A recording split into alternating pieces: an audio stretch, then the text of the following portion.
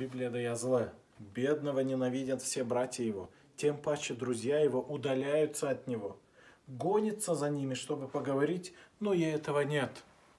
Fukara adamı sevmeyirler, az etmeyirler onun kardeşleri de.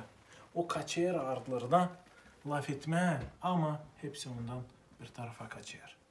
Sevgili dostlar, İsus Hristos sever fukarelerden.